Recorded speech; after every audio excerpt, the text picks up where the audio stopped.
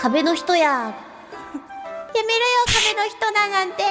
壁じゃないよ。塗り壁か、俺は。壁の人じゃないもん。壁が好きな人だもん。壁が好きというより端っこが好き。あ、拍手。鼻かみます。リバーブつけるとなんかすごかった。ちょっと自分でもこれ大丈夫、くしゃみしながらこれ大丈夫かなって思った。今から商談なのですが、くしゃみのおかげでうまくいきそうです。あ、よかったです。